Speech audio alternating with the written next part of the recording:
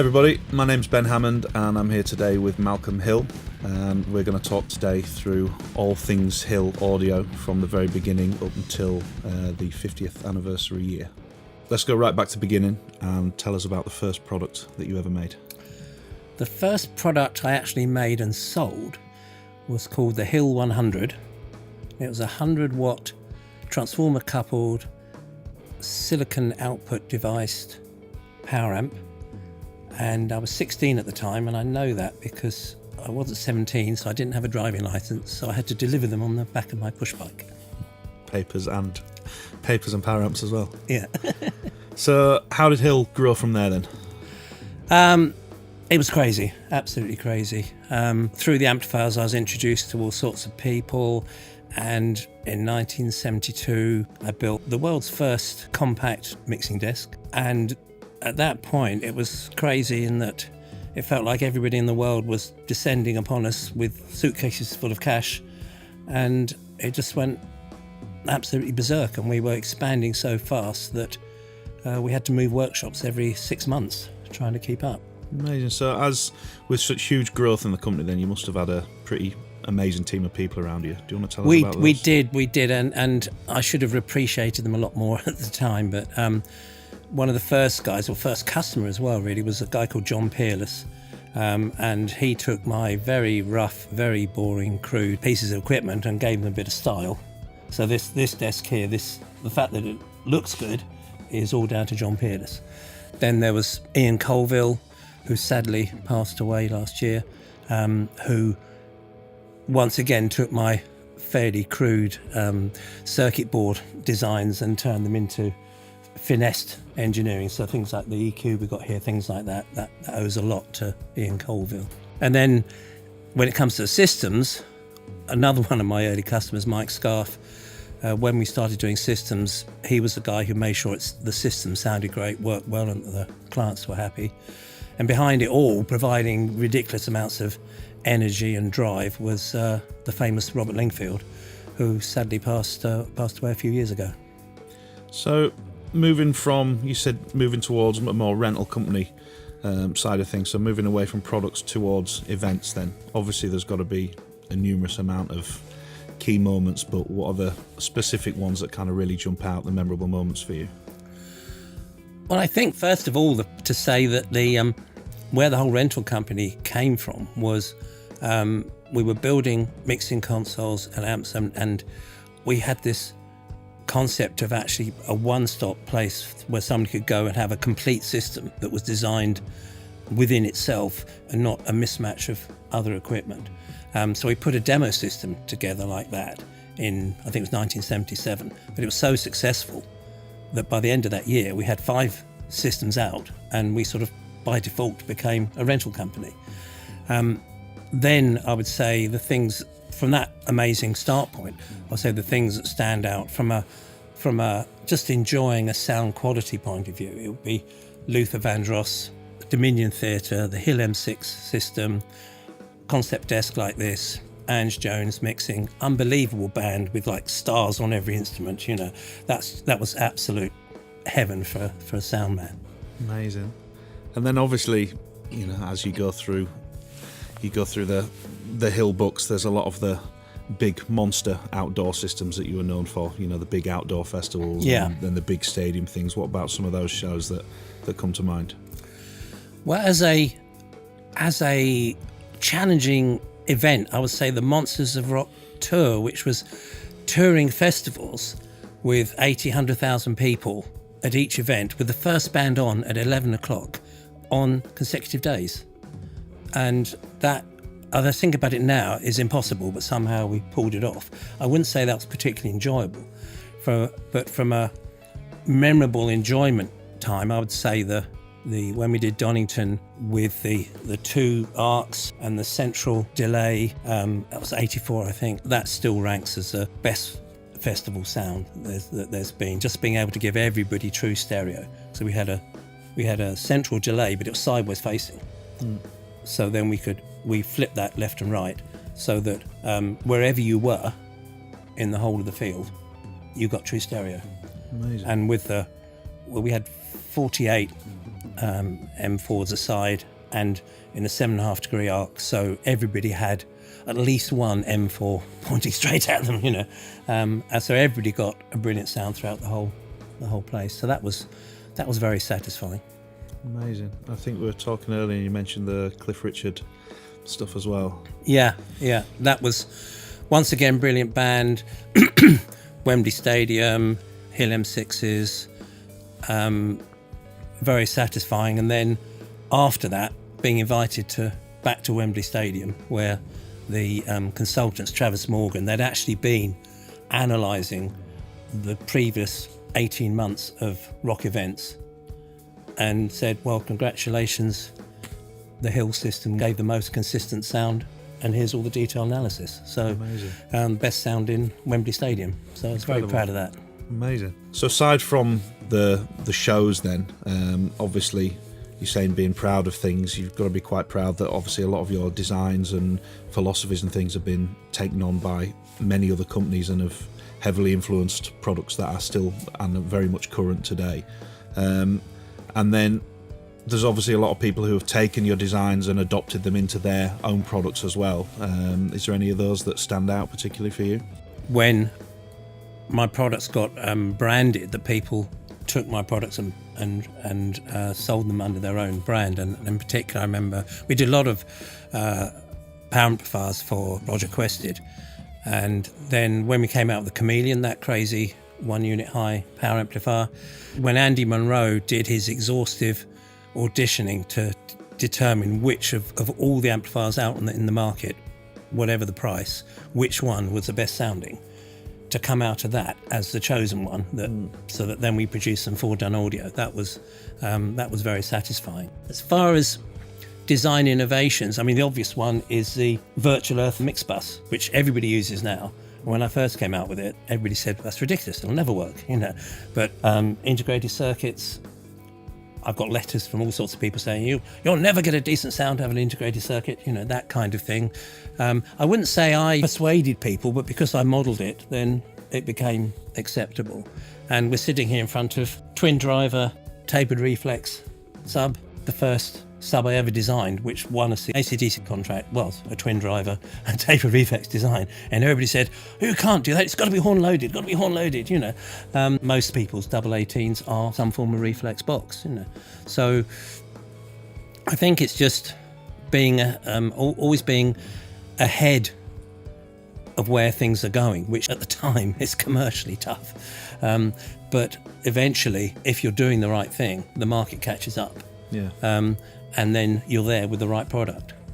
So obviously we've mentioned AC/DC, and we should address that. And again, with you pioneering a lot of technology, how did you think your kind of direct involvement with, you covered the entire Back in Black worldwide cycle with AC/DC, which must have been amazing. So how do you think your influence affected the tour? Mainly they made a lot of money. Because the speed with which our systems went up, the fact that you got a great sound without any sound checks, meant that they could do 6 shows a week, back-to-back shows, with the same system. I think it was that predictability of the sound, so everybody was comfortable, there weren't any panics, everything was predictable, everything was reliable. They knew they were going to get a great sound. They knew that the promoter was going to be happy, wouldn't have to return any tickets. It was that kind of thing. It's attention to detail. There's no one particular thing. The only thing I would say is that twin driver sub was phenomenal at the time, and that's what they wanted. When AC/DC came to us, they tried every system that was available at the time, and they were looking for the same kick drum sound that they got in the studio. And as soon as they heard our sub say, right, that's it, they didn't really listen to anything else. Yeah. Back in those days, reliability was such a key issue. So I think those are things that they could actually plan a tour. That Jake Berry, the guy who then went on to Rolling Stones, Madonna, and now he's out with U2 as production manager, so that he could actually say, yep, we can do that. They could say yes to things. So I think that's probably what they would say. So they could say yes to things, which normally you wouldn't be able to say yes to, which meant they could play to more people, make more money, but also create a bigger fan base. I was looking at the 88, 89 tour. And they play to over 3 million people with a hill system. So that's the kind of thing which we were able to provide them with, to be able to say, right, yeah, we can do that, we can do that. We can, as I said earlier, we can even do back-to-back festivals. Malcolm can handle it. Thank you very much. But it was that kind of being able to rely on it. And that of course helps with any musician. If they know that the people around them and the system they're using will deliver, they relax. And so I think that's the predictability and the reliability, I think, was the issue. So, I mean, talking about moving on from that, and also while we're talking about huge gigs, we kind of need to talk about Live Aid. Okay. So, which, as we were talking about, no sound checks, no nothing. So obviously predictability of a system is pretty massively important on a gig of that, of that scale. So how did the engineers find the hill system on that day? I think that if you summarise it, I think you can see from how things were at the time and the reports that some bands said, look, we'll use your guy. I mean, we've got Chris Hedge there. He's doing, so Quo said, well, get Chris Hedge to do it, And so Chris did 3 or 4 of the acts. Mike Scarf did 3 or 4 of the acts. And the other acts said, no, we want our engineer. So obviously the Hill engineers, Mike Scarf and Chris Hedge, were obviously very happy with it. And I particularly think of Trip Califf from Queen, who wasn't fazed by anything. He just walked up to a mixing desk he'd never seen before in his life, looked at what the dial said, looked at the numbers, set it all up, and the rest is history. I mean, you wouldn't be able to launch Bohemian Rhapsody if their set hadn't been massive, So I think it's that experience, the ones who are experienced, the ones who weren't fazed by no sound check, helped by the band as well, because Queen just didn't come on and do their normal set. They actually rehearsed a specific set that would work with no sound check and only 15 minutes long, so that really helped as well. So the Who was really good for the same reason, but other people approached it and say, hey, we're a major act, we've got to have it as though it's our own thing, and the lack of a sound check really seemed to just throw them, and then they panicked, which wasn't a good idea. Still, technology aside, you still got to have the right approach to it, and Yeah, but where we helped is this thing that I think you're going to mention it later. This word they talk about now of blank canvas, which I hadn't really thought about until recently. But the fact that even though we hadn't actually heard the system before, because we didn't have a system check either, but because it was so predictable, and because we were presenting a blank canvas, and because we knew how to set a system up to present a blank canvas, then somebody like Trip Califf could come along and say, right, I'm going to assume this is a responsive system without anomalies, so I will dial up accordingly, and there's the result. If the system had got anomalies in it or biases in it, then within 15 minutes, the best engineer in the world wouldn't have been able to correct for it without a sound check. So I'm assuming that's a huge reason as to why you guys got brought in for the show in the first place, that you'd been historically, repeatedly delivering that, exactly as you said, accurate, predictable, night after night system, that if you're going into such a high pressure situation like that with, as you say, incredibly no systems check whatsoever. I think you were saying earlier, the first time you guys heard the first note was the first note of the first set, which to then go on and do rocking a show of that. Rocking all over the world. The first time anybody heard it was rocking all over the world. Which is unbelievable by today's standards. Exactly. You've got systems going up days and days before. And it wasn't intentional. It's just the whole thing was so chaotic because it was never intended to be a mega thing in Wembley Stadium. It was going to be a few of Bob's friends getting together at Hammersmith Odeon. That's what I said yes to. Wow. They said, would you do the sound? I said, yeah, sure. But that was for Hammersmith Odeon, right? And then it escalated and escalated and escalated and escalated. And that's how it ended up as it did. It wasn't planned like that. But yes, the co-promoter, Maurice Jones, who also sadly isn't with us anymore, he said, well, look, there are only 2 companies in the world who can do this, literally, because there are only 2 companies who had that amount of equipment, was Clare Brothers and ourselves. So Clare Brothers in the States, we did the UK.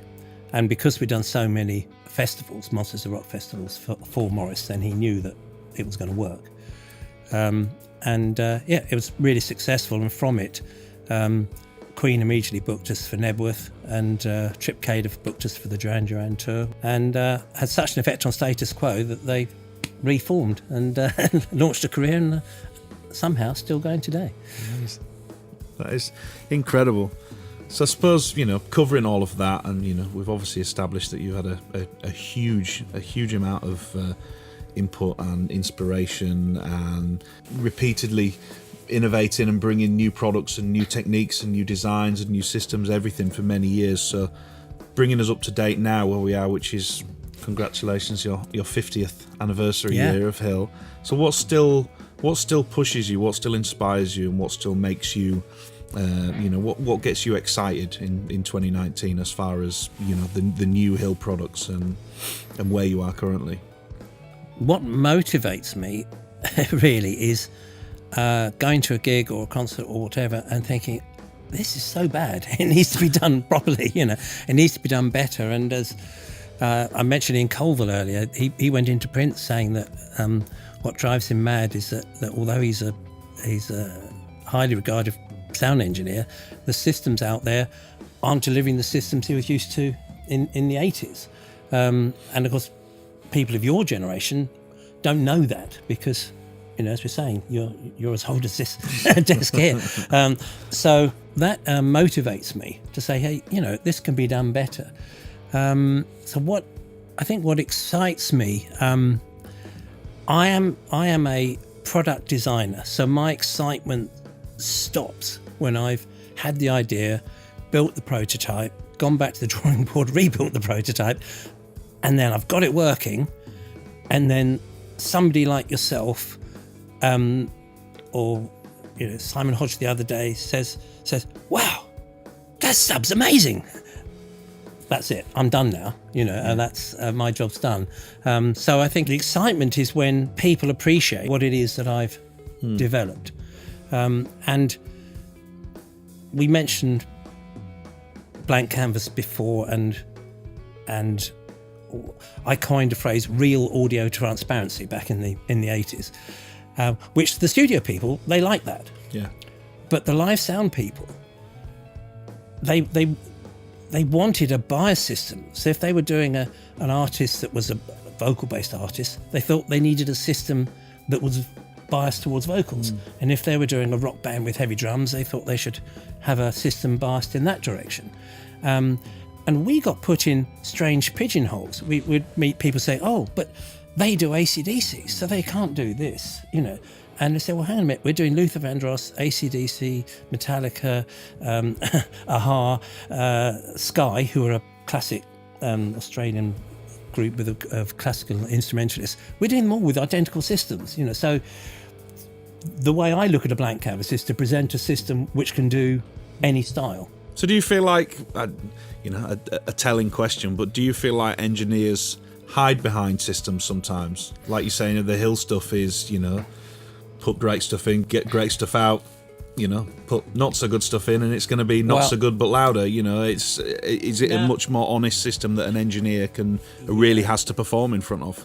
Exactly.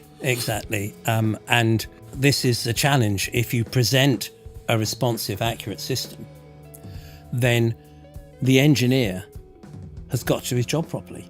And you run the risk of somebody pulling the system to pieces because they can't find their place in it. I mean, you've met engineers. There's two kind of engineers. You present them with a heavily DSP'd system, and one engineer is saying, oh, sounds all right, nobody's complaining, that's okay, when's the bar open? And they're fine, and that's it. And the other engineer's saying, well, it's all right, but I want a bit more, and I'm putting more EQ in, but nothing's happening, and why when I want another dB more level does the whole mix fall apart? And I love working with those kind of people who've got their own. They're their own people, but also they're looking for the same thing that I am, which is what Tannoy used to call the closest approach to the original sound. Because if you've ever been a musician, or possibly done monitors or something like that, and you've actually been on the stage with the band, then you know what the drums should sound like. So I want the drums out front to sound the same as if you're standing in front of the drum kit, as though you were the bass player. And I want the bass guitar to sound the same as it is to the bass player in front of his Ampex or whatever it is. And I suppose it's because I'm a bit of a scientific, pedantic approach. I like that because it's something I can measure. My son's a musician. I love him, but he's a musician. And to him, he's a guitarist, and to him, an amplifier should be involved in the creation of the sound and the tone as a guitar amp. Now, when he comes to do something in the studio, then he wants the studio amplifier to be totally accurate and clean. So one way of looking at the Hill approach is massively loud studio monitors. I mean, so I'm much more coming from that viewpoint, which is why almost invariably, actually, all the drivers that I use are actually studio monitor drivers.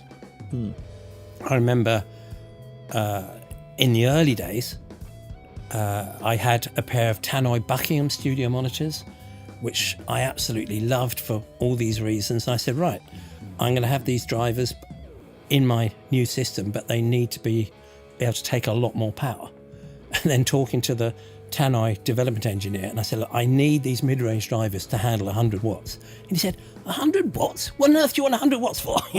And the mid-range drivers we use now, of course, are way more than that. But that's what I'm always looking for, is to say, all right, that snare drum sounds exactly like the snare drum that the guy's playing. And that is my approach, and that's where I get satisfaction from, that when I achieve that, and it's appreciated by the engineer.